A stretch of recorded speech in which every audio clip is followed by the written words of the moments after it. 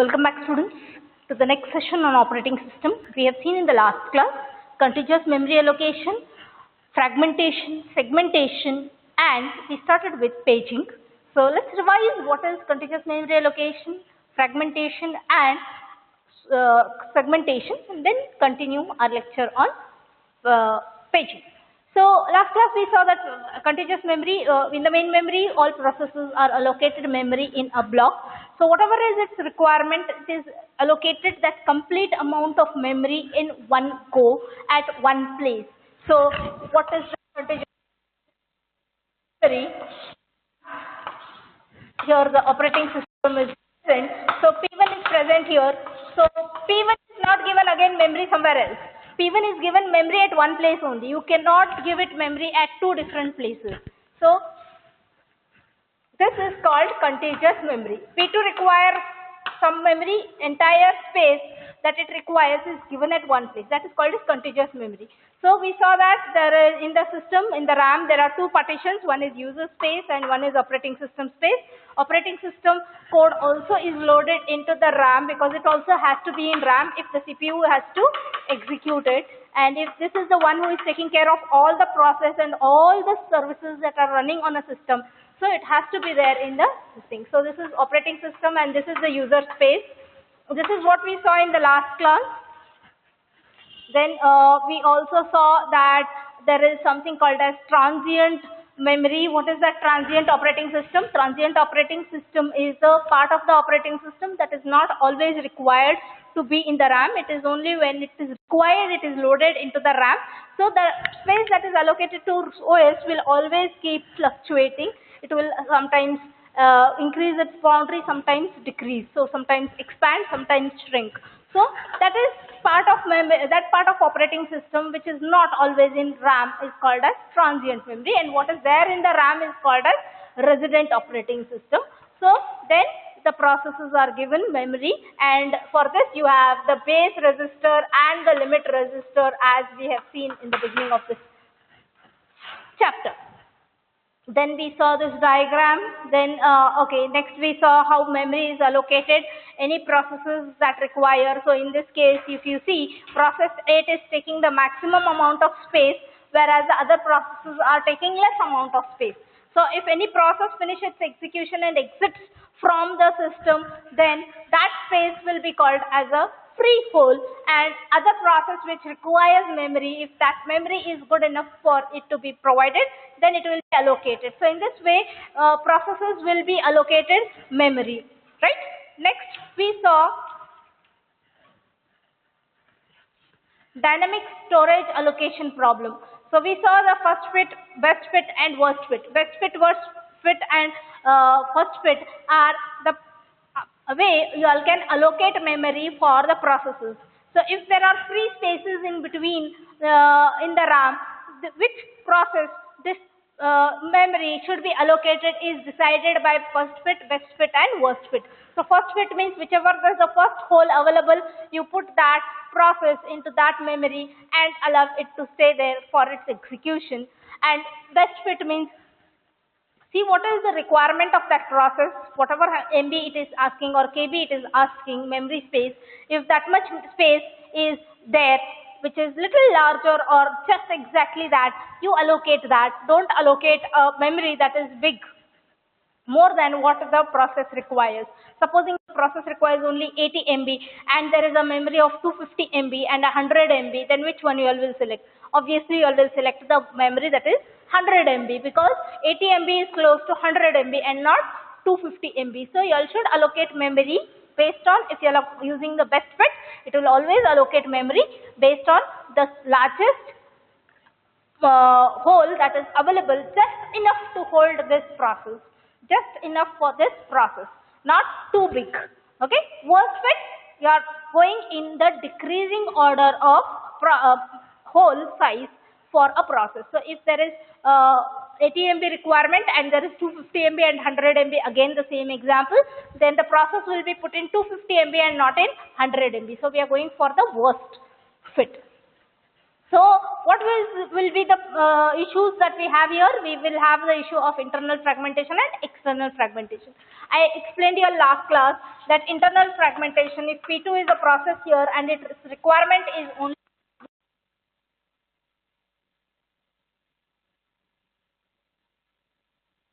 the space that was available was 140 MB.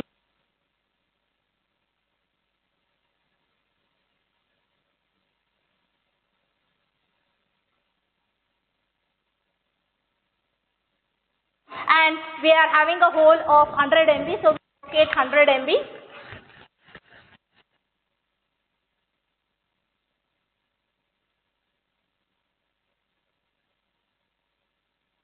MB.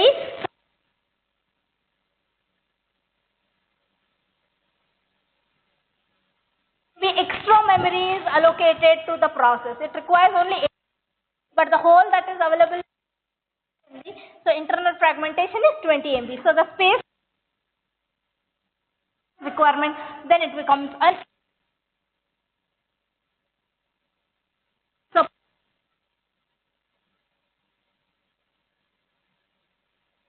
over dot rectangles.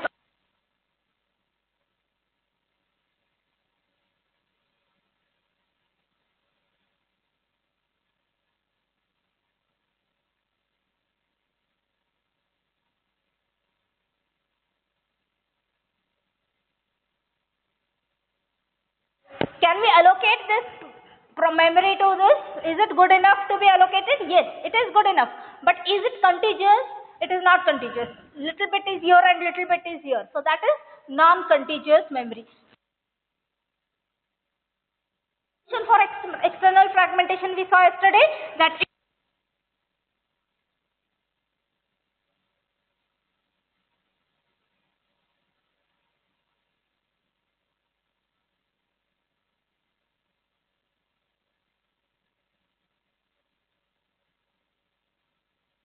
will come at one place. So this is called as compaction. So this is a solution for your external fragmentation, but you will have to take care of the issues that you all will have in doing this.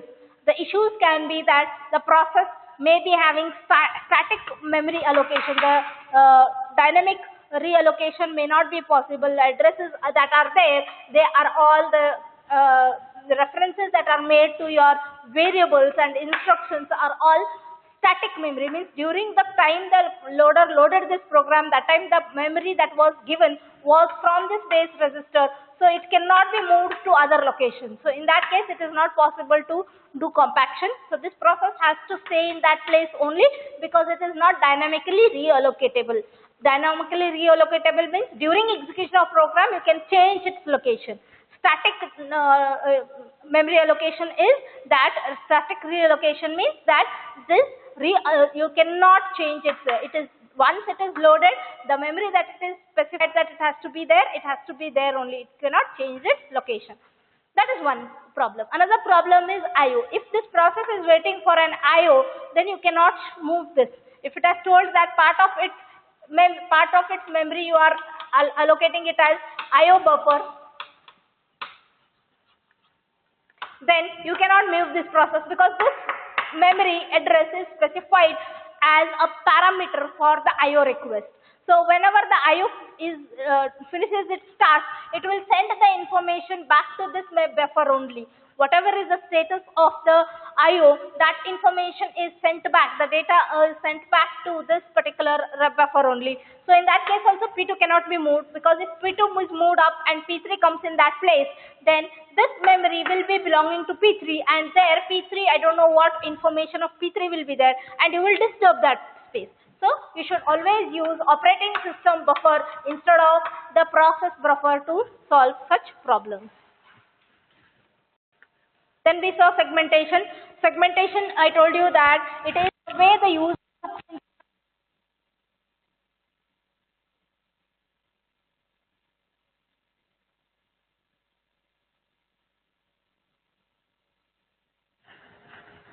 So we saw that our program can be having different segmentations that was listed in the previous slide. So here you can see that in the diagram. So you can have subroutines, you can have stack, you can have symbol tables, SQRT. SQRT is a built-in function. Then you have the main program. So these are the different subroutines, and these subroutines are the different sections of your program, and these sections can be loaded into different holes or the partitions of your main memory. So if you see that segment 1 is loaded in the first frame, segment 2 is somewhere down, segment 3 is at the bottom, segment 4 is on the after the first segment. So you can put them into different locations and use them. So that is one way of allocating memory for processes. We see it like that, but it's actually not like that. So a segment table will have a base register and a limit register again to specify from which location to which location is this segment's boundary, so that any instruction or data that is fetched from this segment is validated against this base register and limit register. So you have the segment base register STBR and the segment length register STLR. So segment number S is legal if S is less than STLR. So you will have to check that before you make the query or fetch a data from the main memory. So this diagram shows you the same thing. CPU is fetching, it sends the information of which segment, what instruction or data I want, at what position this instruction and data is in that segment. So the segment is converted into the address by using the limit and base register information of from where that segment is starting. So to that offset, we check whether it is less than the limit. If it is less than the limit, we add to that offset the base register's information address and we access the location of the memory. So that is how you all will be accessing memory locations. Next is paging. So paging, I told you that we divide the entire in segmentation and in other techniques. We saw that there can be an issue of contiguous memory location. We saw that there can be an issue of internal and external fragmentation. Internal fragmentation we cannot do anything, but external fragmentation probably we can solve if we have fixed size of pages. So your process P, RAM,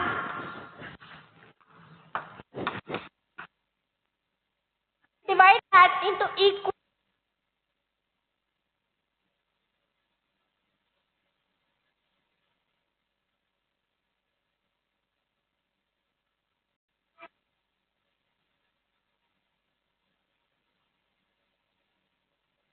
frame.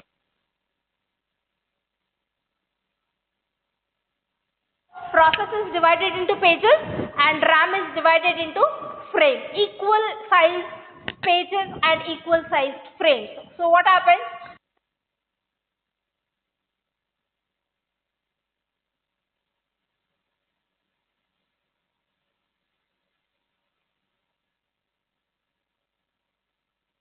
This process is having 5 pages. This process is made up of 5 pages, and the frame is a small page, but is there is the memory is to 4 is its MB. So you divide by some page size. Suppose or the frame size. Page size and frame size will be the same. So if you divide it by 4, how many frames you all will get? That many pages you all can accommodate in this memory. Are you understanding? So that is what we can do is we can have processes divided into pages and the RAM into frames, and the frame size and the page size is both same. Okay. So now into the main memory. Space is available, that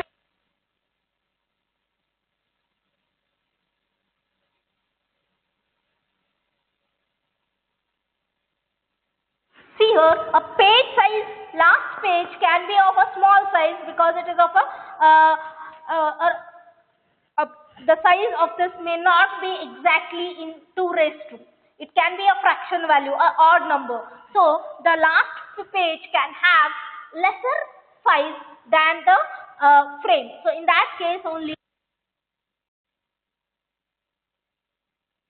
no external fragmentation in this paging technique, because each of our page and each of our frame is of the same size. So if I remove this process and or this particular page, other processes page in the same frame. So this frame is good enough to hold any page. Either it can hold the page which is of a smaller size, or it will have a page which is of the same frame size. So there will be no external fragmentation in this case. So that is what is all listed there. We saw all that. Okay. So next is address translation scheme. So what is the address translation scheme now? So we have page number P and we have offset D. So there is a page number and there is an offset. So for example, for this example, if I have to tell you, then if I have to give an example for this, I will say 215. What is this 215? This is page number. Page number is 2 indicates page number, and this is offset D, that is offset. What is offset? Offset is relative address. From the beginning of that page, this is the 15th instruction or the 15th location word or the 15th byte that I want to access. Okay. So what is page 2? Page 2 is loaded in which frame? It is loaded in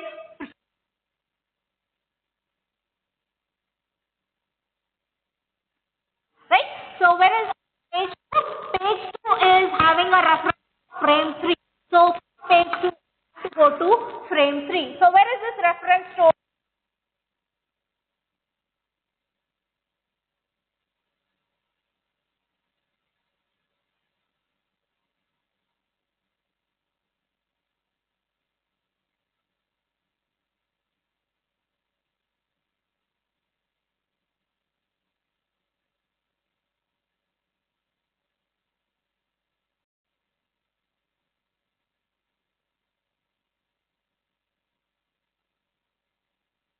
With frame 3.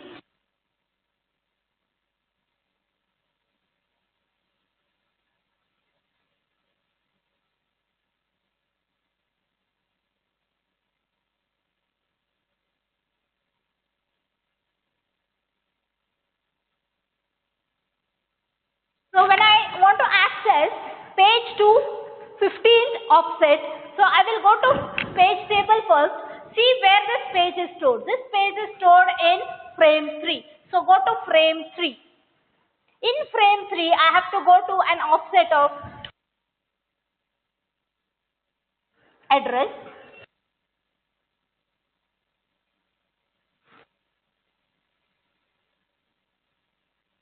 byte or 15th word instruction or that data A byte into the CPU. So that is what is the meaning of this. So we have page number and we have the offset. So if we have 2 raised to m logical space, so if this address, this entire address is 2,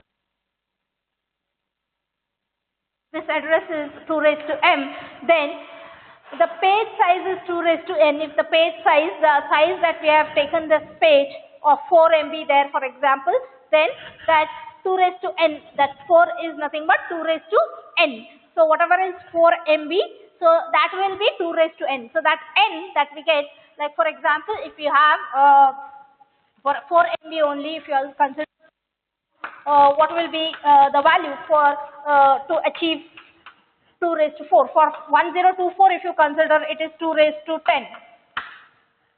2 raised to 10 is 2 raised to, yeah, 2, 16, 60, 32, 64, 128, 256, 256, 512, and 1024. 1024 is 2 raised to 10. So this 10 is n here. And what is 2 raised to m? 2 raised to m is total. So if this is some 4 GB or something like that, then that based on that is the calculation. So 2 raised to m is total space, and in that 2 raised to n is the byte space, the frame space.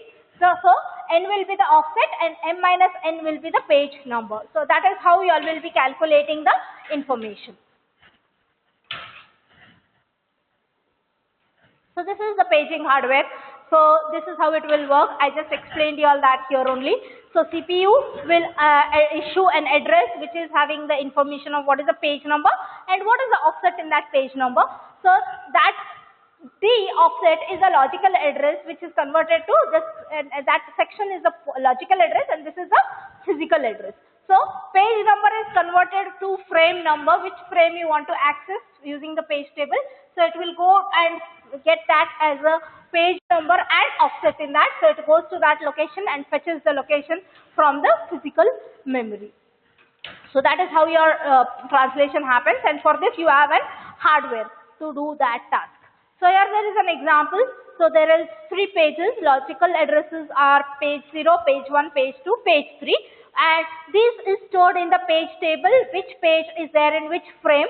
And if you see that page 0 is there in frame 1, so if the page table is telling you 0 is 1, page number 1 is in frame 4, page number 2 is in frame 3, page number 3 is in frame 7. So if you want to access any page, any data, you will have to first check in the page table and get that frame number, which frame you should go to. So you should go to that frame and get that this thing. So it is like your college, your examination seat number. So in your examination seat number also, you will go to the main building, the stand where the timetable, the sitting arrangement is put. You will go and see which classroom you will have to go. And then you will have your seat number, your desk number. So you go to the classroom and then check your desk number. So it is similar to that. So every frame is having equal, every classroom or every examination hall will have equal number of students placed. And the last class can have less students if there are odd number of students. So here this is the same.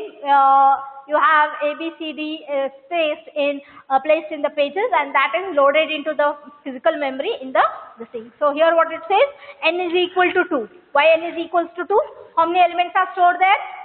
4 elements are there. So 2 raised to 2 is 4. So m is equal to 4. How many this thing are there in one page? How many elements are there? So there are totally how many what is the size of that process? The size of that process is 2 raised to 4. 2 raised to 4 is 16. So we have 0 to 15 logical addresses. So it is m is 4. So 32-bit memory and 4-bit pages. So each page is 32-bit, but our main memory is of 32-bit. So main memory is 32-bit and page and frame size is of 4-bit. So that is how you will be allocating the pages into the frames.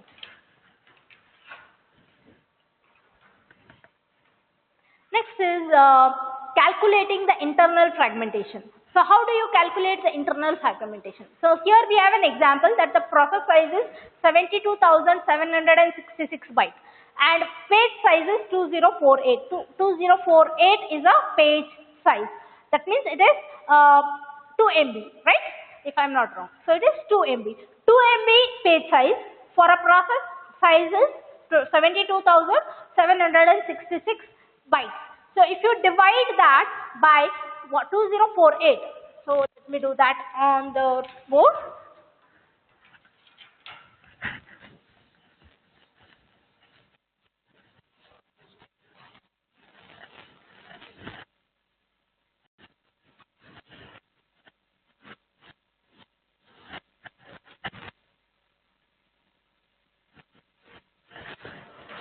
So I said 72766 divided by 2048. This is the size of the process. So the process P is starting from 0 and it goes on to 7766 bytes.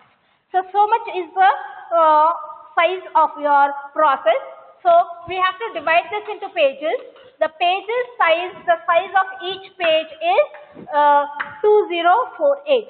Each page is of 2048. So how many pages you all will require? If you all divide, you all will get 35 pages and 1086 bytes will be extra. Means you all will require 36 pages. 35 pages for 2048 size information and 1 page for 1086 bytes. So last page will be a small page, but that small page cannot be put in a small frame. The frame divided of the RAM are same. So RAM will have all frames are of the same size except the operating system space. Whatever is the remaining space, they are all 2048 size. So this is your RAM, and in RAM all the frames are of the size 2048. So total 36 pages will be required, because when we divide we get a fraction there and we get 35.1086 remaining. So 35 pages will be full pages and 36 pages will be a half page. So what will be internal fragmentation? Internal fragmentation is page sizes or frame sizes 2048. In that, how many bytes of data you are storing? You are storing only 1086 bytes of data. So what is the free space that is left over in that frame, which is allocated to this last page? It will be 962 bytes. So 962 bytes is, that means here 2048 page 36 is 10. So there is some part of memory which is 962 bytes, which is unused, because only so much data is available with page 36. So this much of the space that is there in that frame, that will be 962 bytes, which will be free, which will not be used, and this is called as internal fragmentation. So we cannot help with internal fragmentation because page sizes are going to come in odd value. We cannot say that the processors must be same size or which should be a multiple of the frame size. You cannot say that. So it can be fractional. So what can be the worst case in that case? Worst case can be that there is only 1 byte extra. So your frame size is 2048, but your process is 049. So how many pages you will require for this? How many frames you will require for this? We require 2. Why?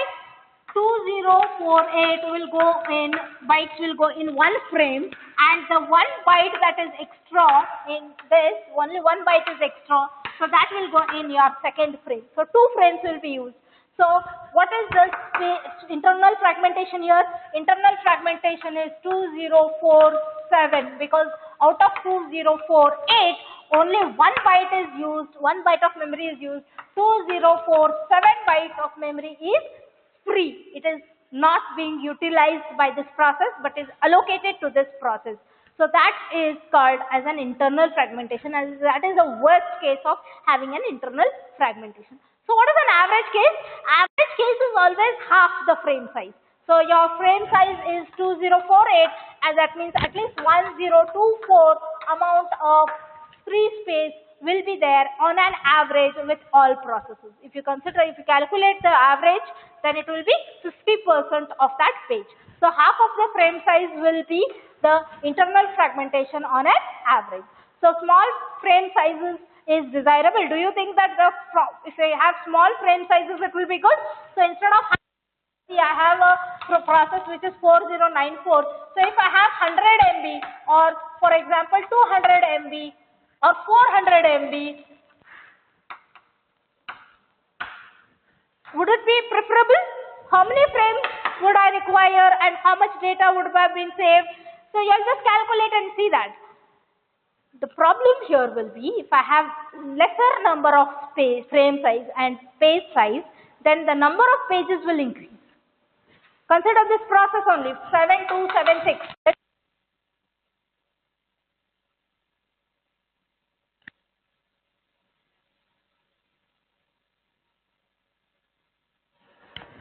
Here with 2048, I am getting 36 pages.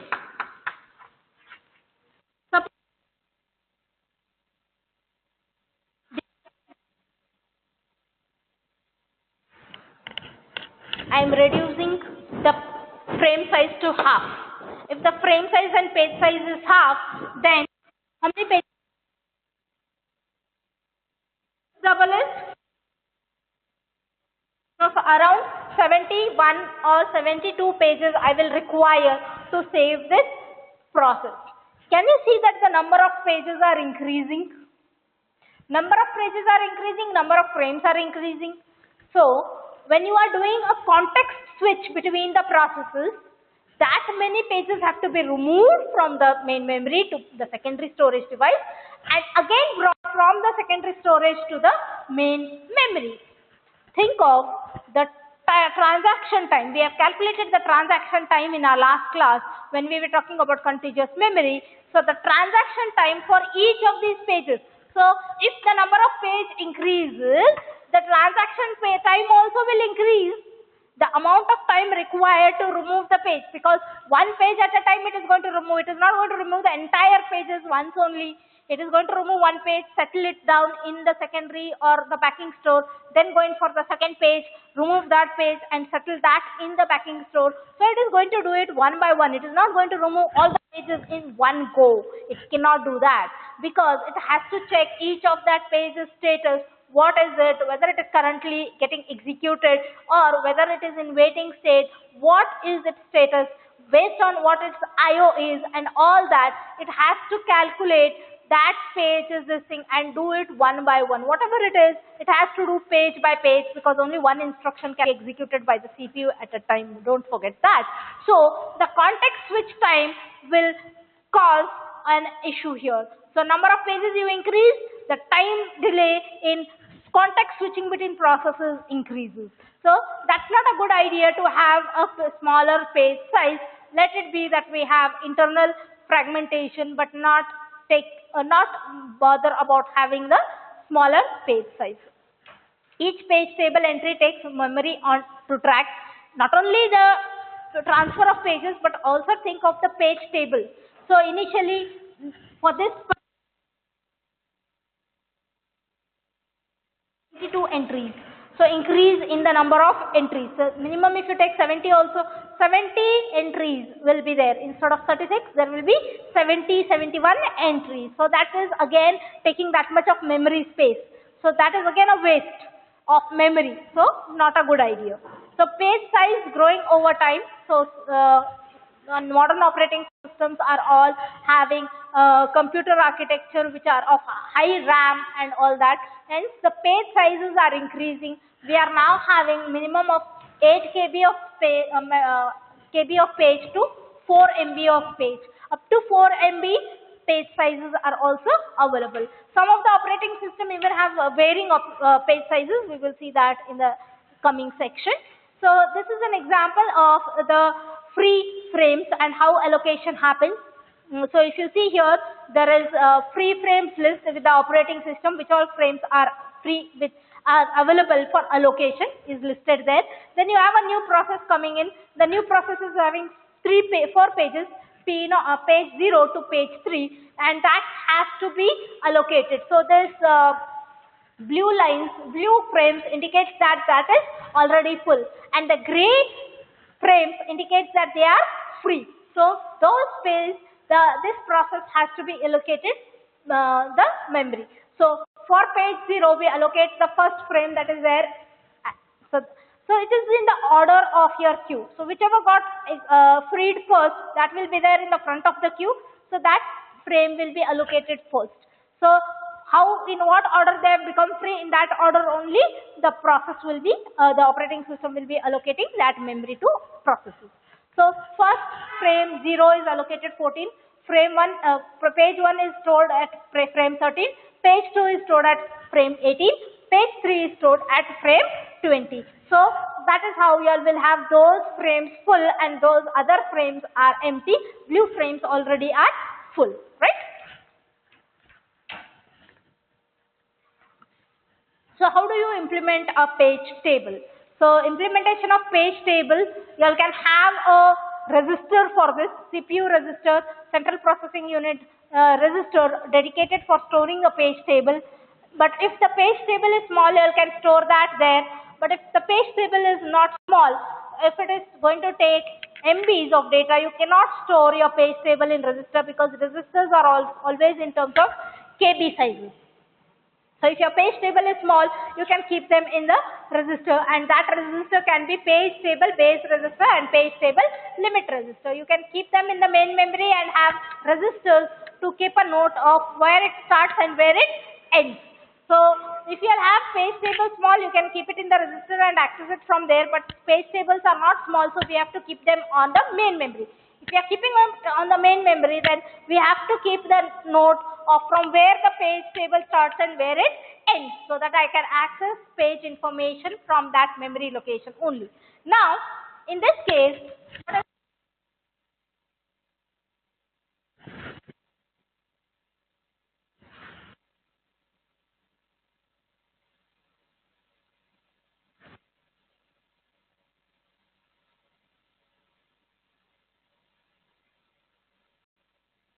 situation, we have RAM. In RAM, we have our operating system. Then we have space, one frame that is there for the page table. Then we have the processes page 1, page 3, page 2, right? So this one frame is given for storing the page table. So in this page table, I will have a table wherein I have page numbers, so 1, 2, 3, and the frame numbers. So what is this frame number? This is frame 1, frame 2, frame operating system memory. So user frames only are considered. So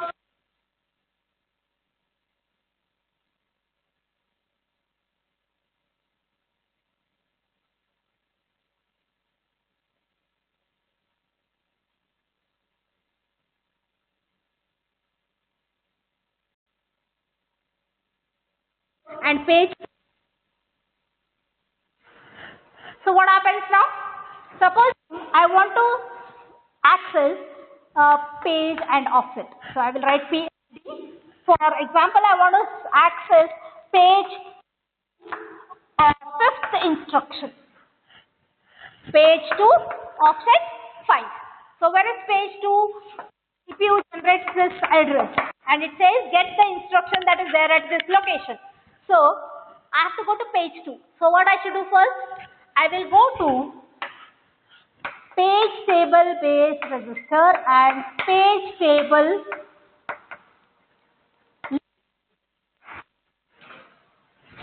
I'll have to check whether this address is within this range.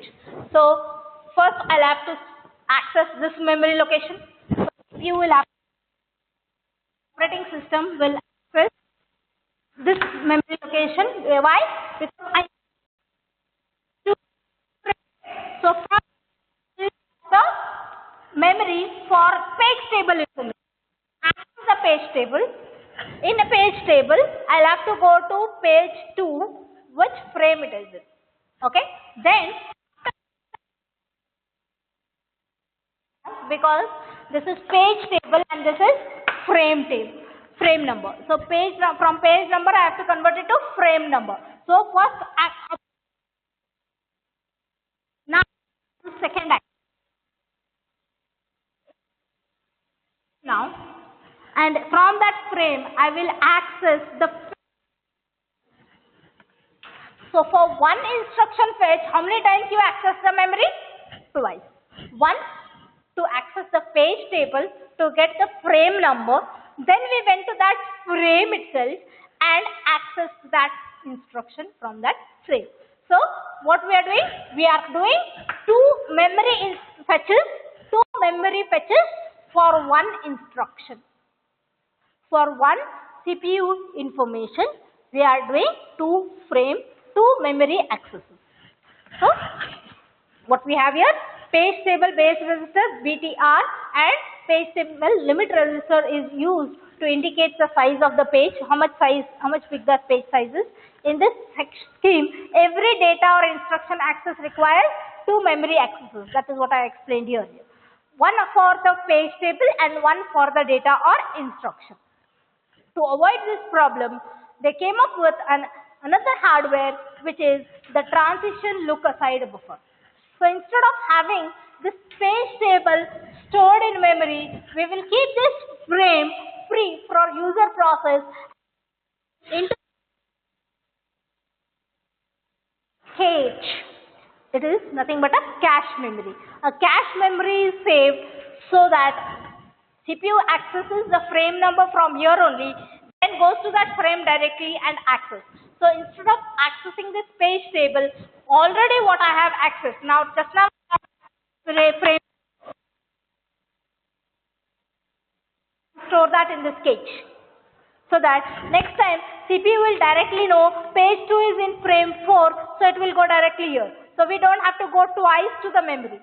Once to get the frame number, when frame number is got back, then it goes to that particular frame to fetch the instruction. So it's a double access. So it is more wastage of time. So we will calculate the efficiency now just in the next slide. So just understand how much time is getting wasted in general.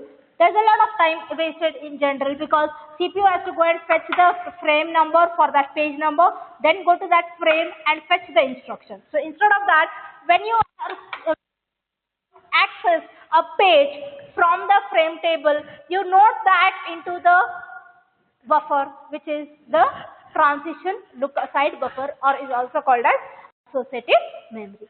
So the associative memory is, or a transition look aside buffer is a cache with the CPU processor. So it will have a note of all this information there. So whatever requires to be saved temporarily can be saved there. So what is this transition look aside buffer? Some TLBs store address space identifiers, that is called as assets.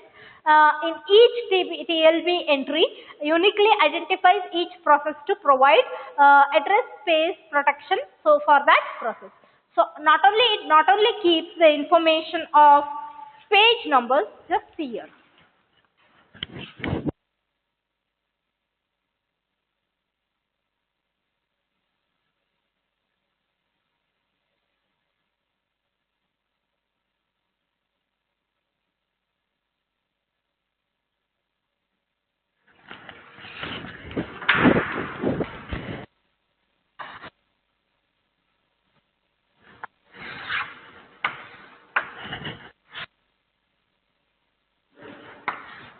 This is frame 1, 2, 3. So we'll have few frames here.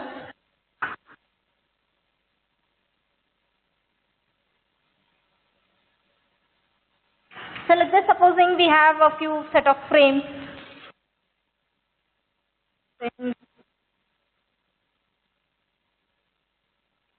Okay. So now supposing I have frames.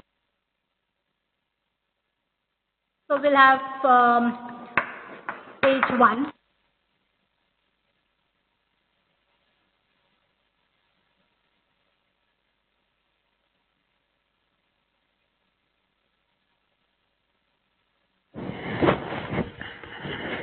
Now we have the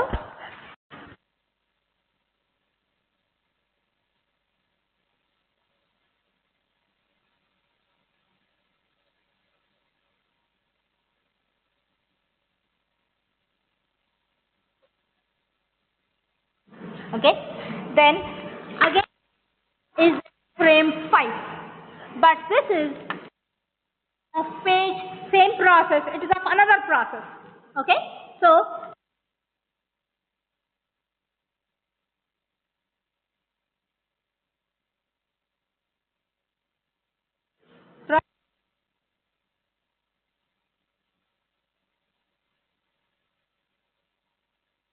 are you understanding what I am saying?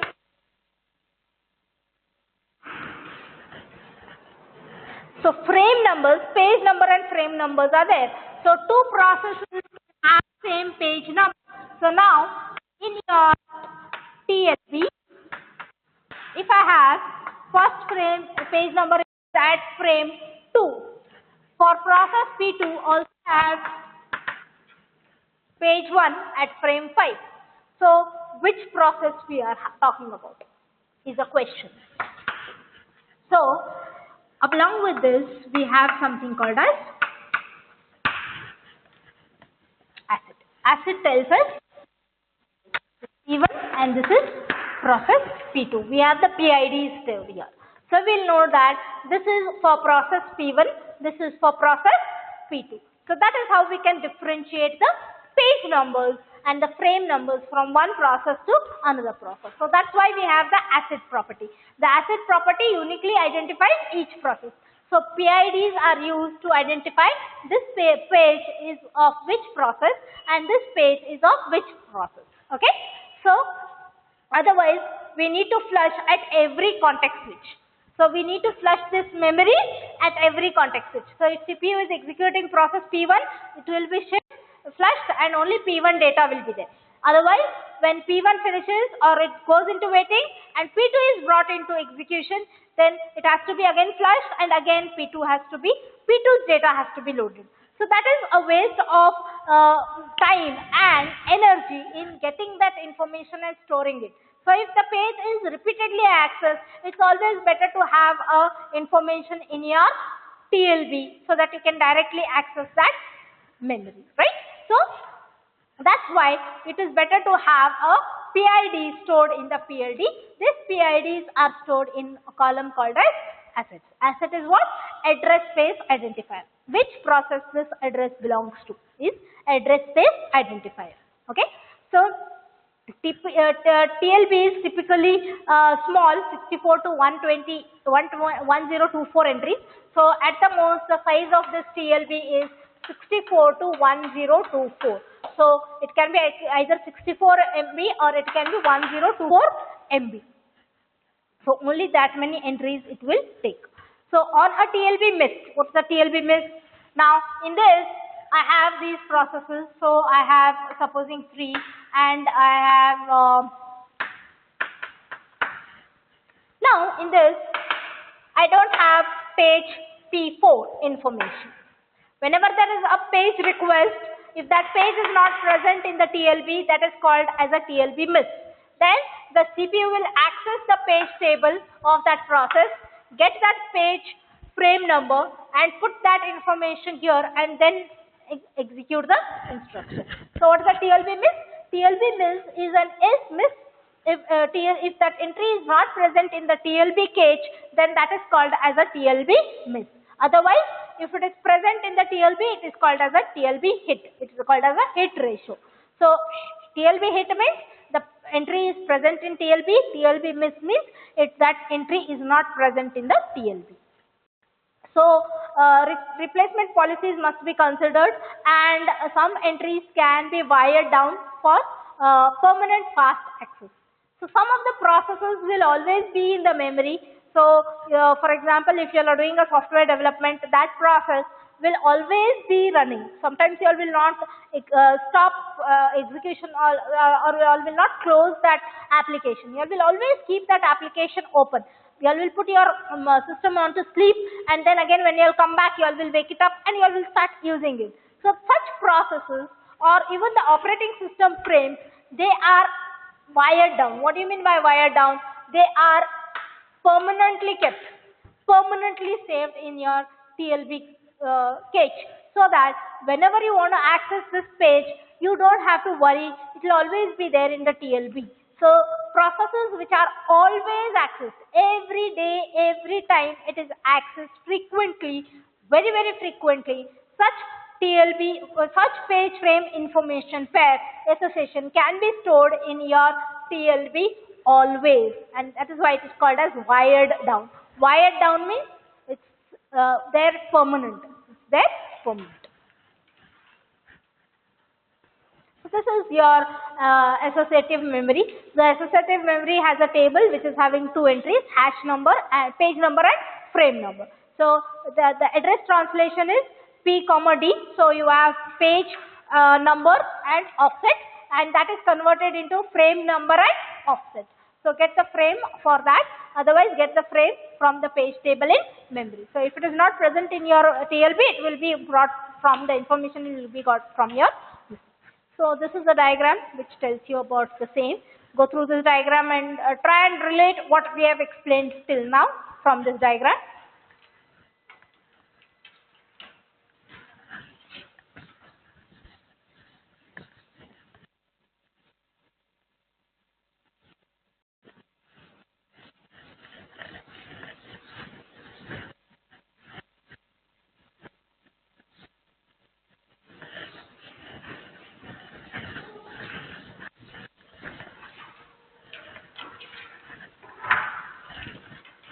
what did you all understand from this? I hope you all have seen that the CPU is trying to send out page number and offset. That page number and offset is first checked with the TLB, whether it is present in the TLB. If it is present in the TLB, then it will fetch that TLB hit. So it is called as a TLB hit. That page number is converted to frame number and that offset is copied as it is, and you will access the memory location. If it is not present in the TLB, that page number is not present in the TLB, it's a TLB miss. If it is a TLB miss, then you will have to go to a page table that is present in your main memory. This page table is drawn here, but actually we are accessing the page table from the main memory. We access the page table from the main memory, map the page number to the frame number and put that frame number here and access frame number and that particular memory location offset using the offset, the particular memory that we want that instruction of data. So this is the diagram. So look at it once again. CPU is there, CPU is generating page number and offset as its address. Then it checks in the TLB, if it is present, it checks its cache, whether that address is there in the cache. If it is there, then you will directly fetch the frame number and you will get. So it is simple. You want a phone number, you will check your phone if it is present. If it is present, you will directly dial it. If it is not present, you will ask your friends to send them the number. So this is like your friend. The TLB page is like your friend. It will fetch you the number and you will use that number to call your friend. Right? So that is what is this image. So next is effective access time. So this is what I was talking about. The access time that you all will be using required to spend in accessing a particular memory location. The time that is required to access a memory location. So here there are two things involved.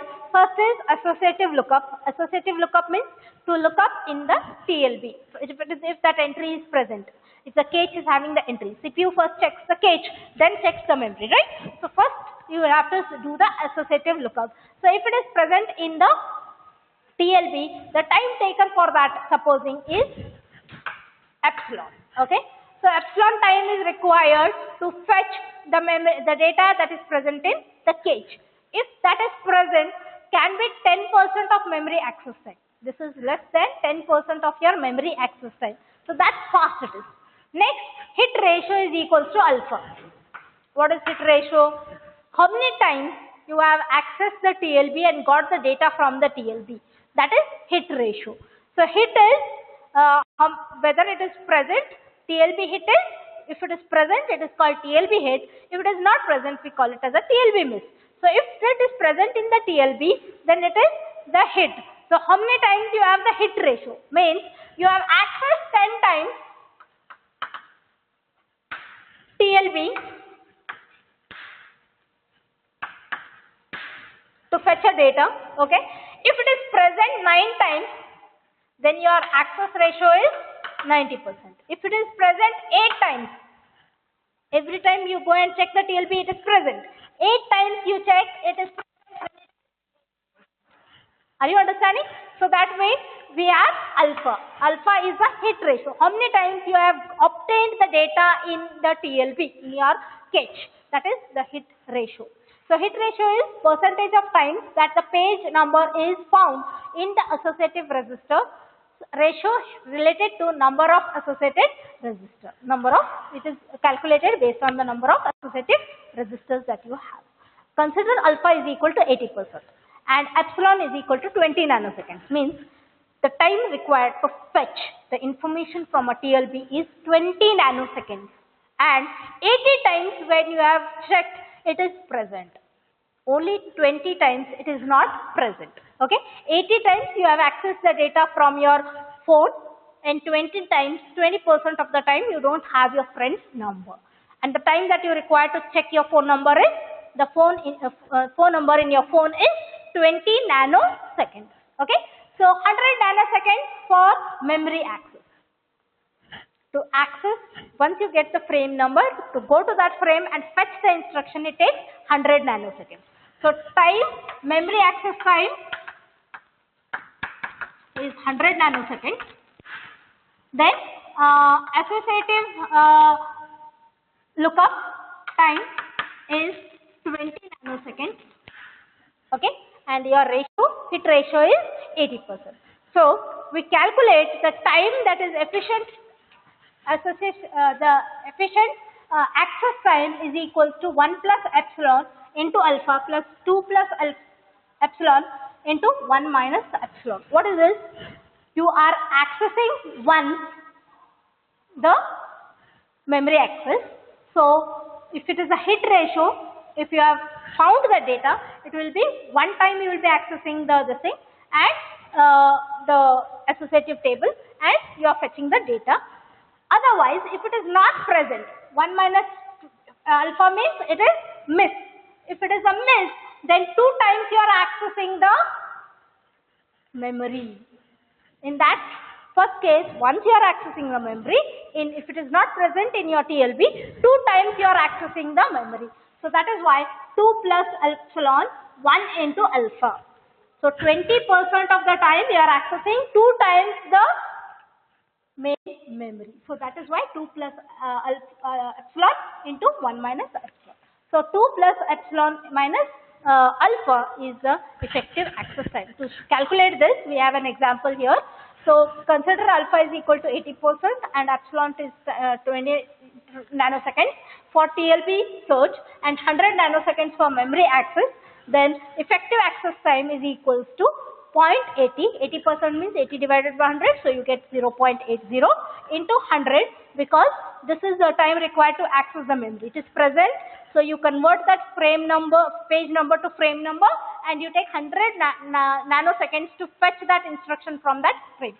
Plus 20 nanoseconds is the time required for fetching the data from the from a TLB.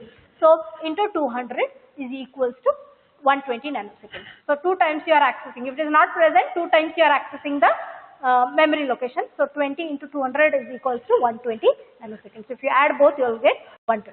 Consider one more realistic hit ratio. Alpha is equal to 99%. 99% the information page number is present in the TLB. 20 nanoseconds is the time taken to access your TLB. So 20 nanoseconds is the time taken for your listening. So